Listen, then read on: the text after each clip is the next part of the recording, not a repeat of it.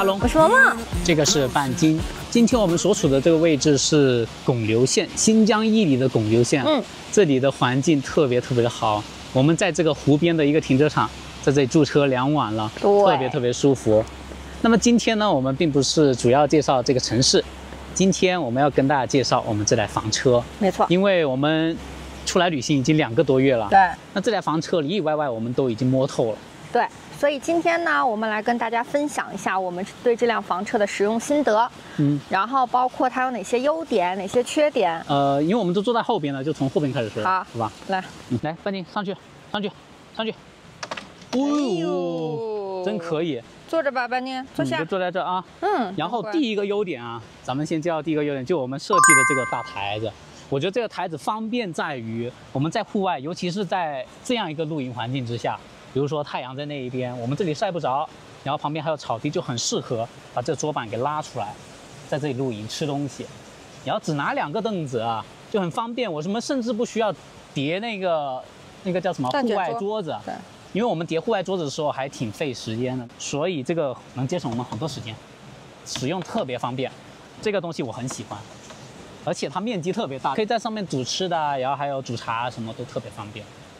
第一个优点啊，显然承重也还不错。承重也还不错，但是不能站人啊，不能站人，放个狗还是没问题的啊。在介绍第2点优点之前，我们先跟大家介绍一下这台车的基本情况吧。就这台车呢，是陆壳房车打造的一款 B 型房车，它的底盘是 JMT 江铃福盛的一款底盘，然后车里的配置呢是清水箱是110升，然后亏水箱是60升，还有个小储宝是20升的。然后车里面是家用空调啦，车顶呢就有300瓦的太阳能板，有3000瓦的逆变器，然后户外柴油罩，还有就是柴油暖风等等这些配置，基本上呢都有了。那我们进去说第2个优点。那我们背后这张大床呢，看着是平平无奇的一张单人床，但实际上它是可以拓展的，拓展成一张1.55米乘以1.9米。之前我们说错了，说了2米了，它是1.9米长度，然后就是从这里开始拓展的。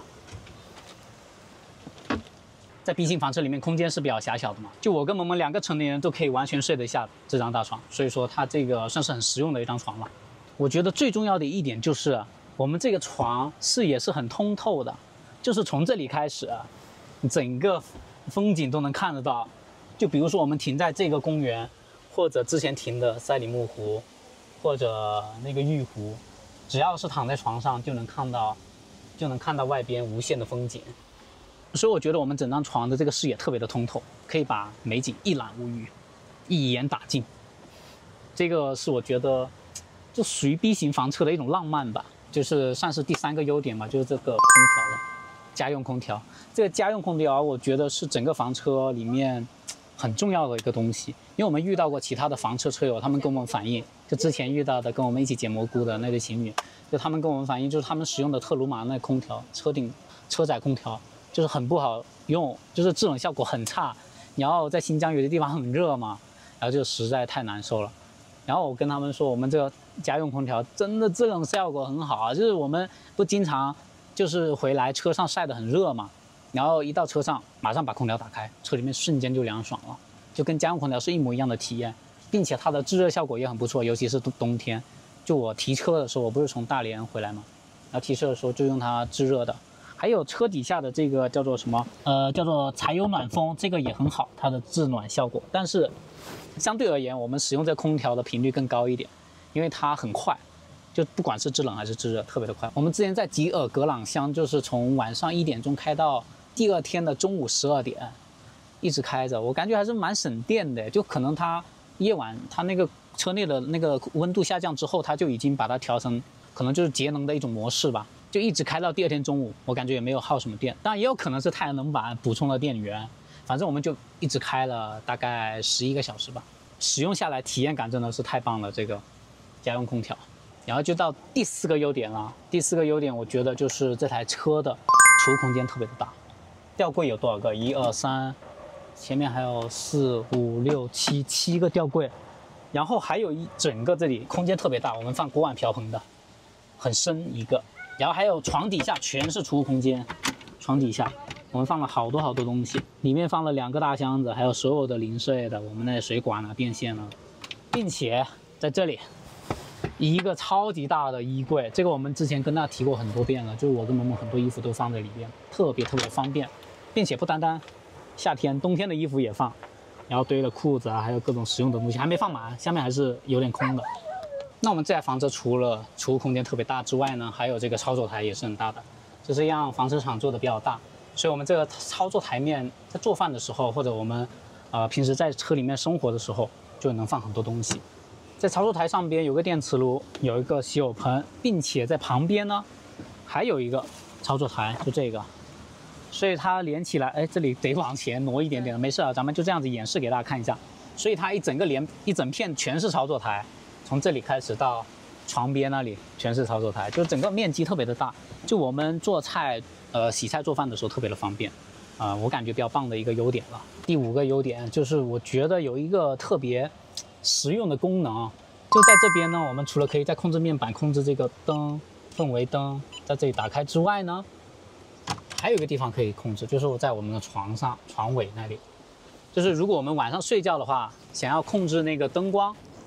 准备睡觉了，那就直接在这里把灯一关或者把灯一开就可以了，特别的方便。因为有的时候你在床上睡觉了，那个灯发现还没有关，那你直接在床尾就可以关了，这跟我们在家里面设置一个床头灯是一样的，很方便。这个功能我觉得在任何房车里面加进去都很好。接下来是第6个优点了啊，第6个优点我觉得该提驾驶感受了，因为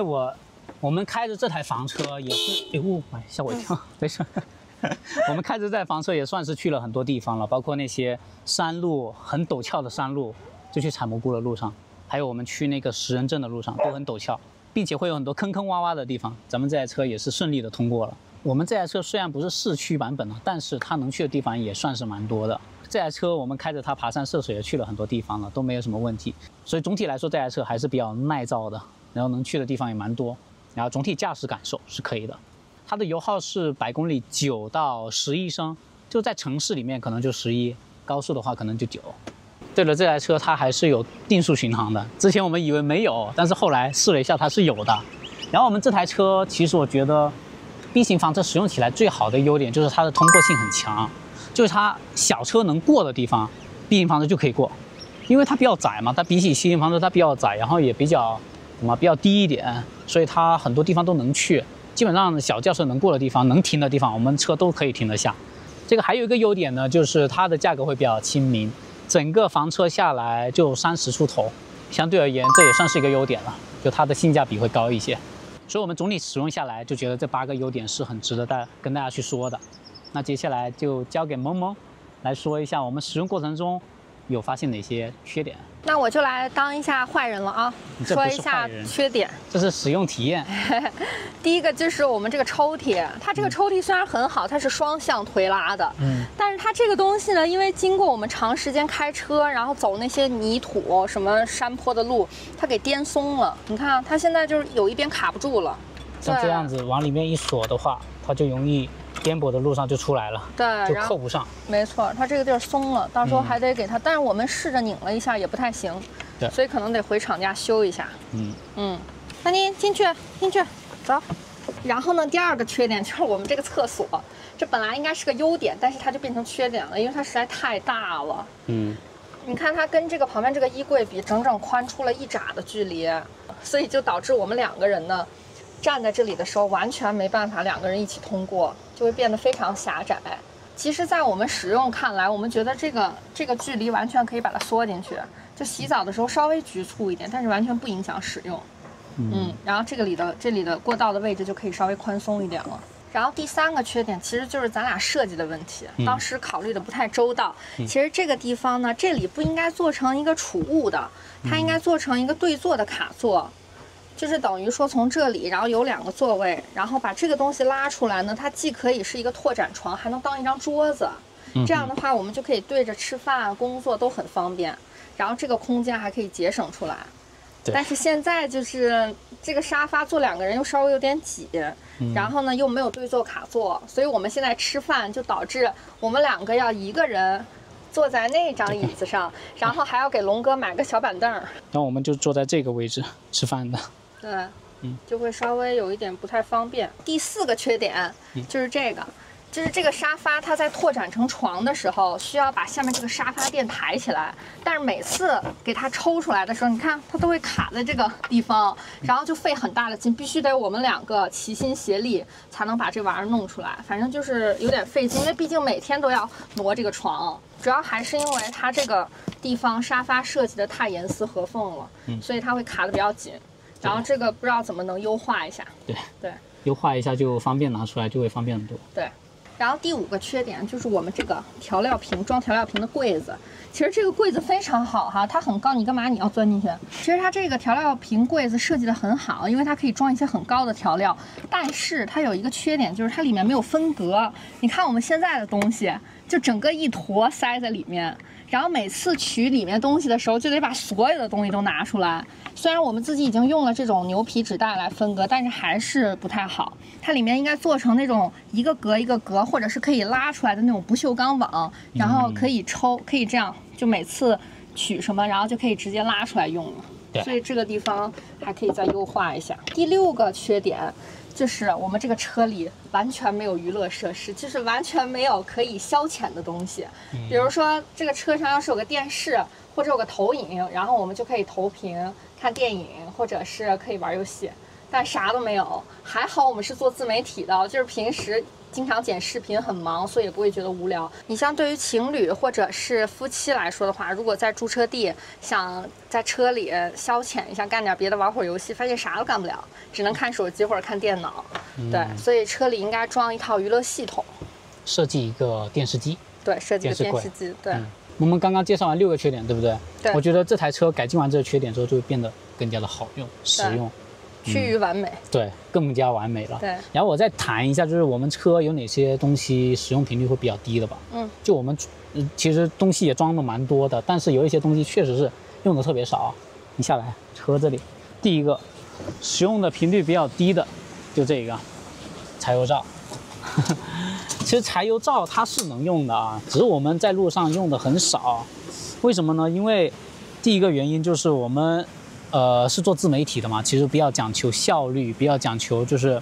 能节省更多的时间，因为我们还要去拍素材，拍完素材还要剪视频，还要上传，这个都会占用我们大部分时间。所以我们追求效率的同时呢，就是会选择更加便捷的做菜的方式，比如说炖菜，炖汤或者水煮菜等等这些方式去烹饪。所以我们这个户外柴油罩用的是很少的，但是我们在户外炒菜确实是很少，而且呢。我们比较注重私密性，就是我们不太就来到一片很好的这样子的一个露营地，然后都是停车场，像背后这里也有停了很多车，然后我们就会很少在这些地方做菜，因为我们觉得会影响到别人，就有碍观瞻吧，对，就影响大家来公园、来停车场这里游玩嘛，所以我们就很少在户外做菜，所以这个是使用频率很低，基本上没有，就目前2个月以来没有啊。如果在某些人比较少，或者我们有时间的情况下，也会用它来炒菜的。